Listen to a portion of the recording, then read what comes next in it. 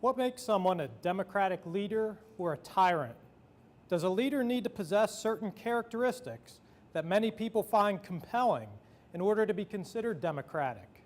Should people follow them of their own accord?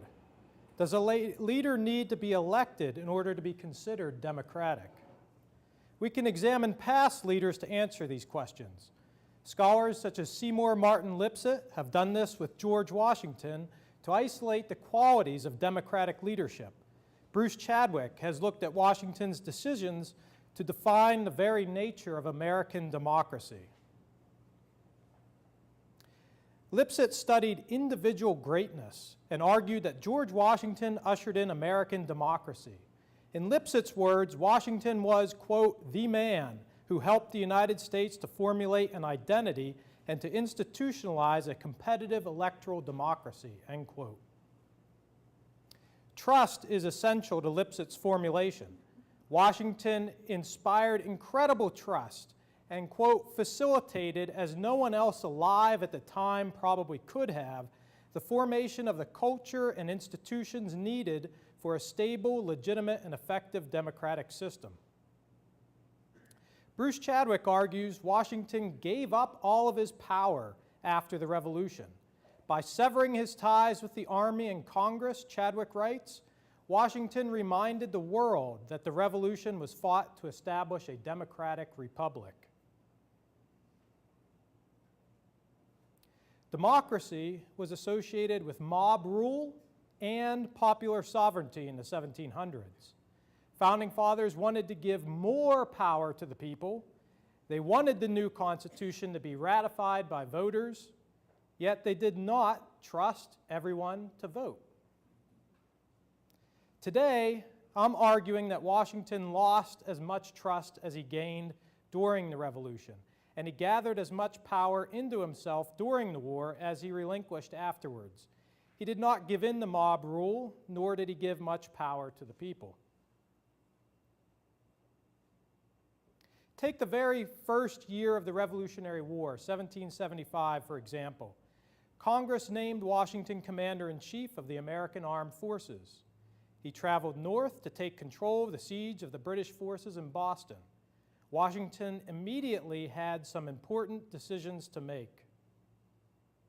Washington's first big decision as Commander-in-Chief came at the end of 1775 as he planned for the winter. It was at this point that Washington and the Army under his command faced their first supply crisis. We might say this was his first Valley Forge. Americans needed 10,000 cords of wood and 200 tons of hay to last the winter, not to mention food. Without these supplies, Washington despaired that his army would not endure. He informed a friend that the Army, quote, must inevitably disperse, end quote. Super Bowl champ and the leader of the Baltimore Ravens defense, Ray Lewis, tweeted just before the big game the maxim, adversity defines true character. Martin Luther King once said, the ultimate measure of a man is not where he stands in moments of comfort and convenience, but where he stands at times of challenge and controversy. How did Washington, who's widely regarded as a great leader, handle this first true test of adversity? What decisions did he make during the first supply crisis to threaten the American war effort? Did his decisions give power to the people, or did they take power from the people? Washington resorted to a practice known in the 18th century as impressment, the state appropriation of private property.